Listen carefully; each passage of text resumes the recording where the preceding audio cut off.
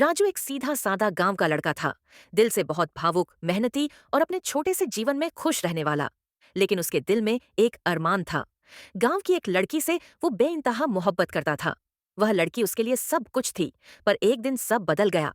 एक शाम जब राजू खेत से लौट रहा था, उसने देखा कि वही लड़की किसी और लड़के के साथ बाइक पर बैठी मुस्कुरा रही थी। राजू की दुनिया जैसे थम गई। उसके सीने में कुछ टूट सा गया। वो कोई आम मोहब्बत नहीं थी।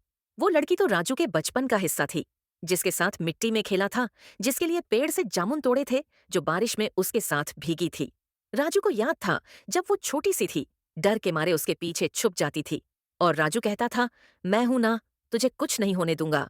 वो बचपन के दिन जब न प्यार समझ आता था न दुनिया। इसके बाद राजू का जीवन धीरे धीरे बदल गया। वह अब काम धंधे पर ध्यान नहीं देता था। दिन रात बस उसी के ख्यालों में डूबा रहता। रात को नींद नहीं आती थी।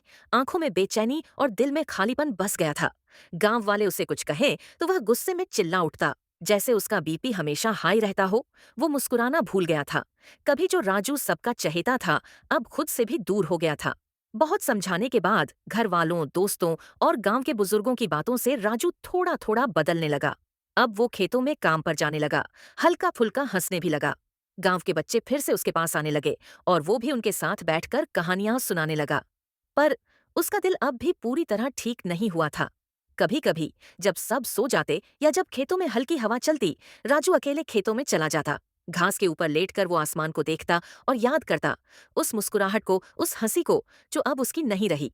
वो घंटों चुपचाप लेटा रहता, न कुछ कहता न किसी को बुलाता, बस अपने जख्मों को हवा देता और मन ही मन खुद को संभालता।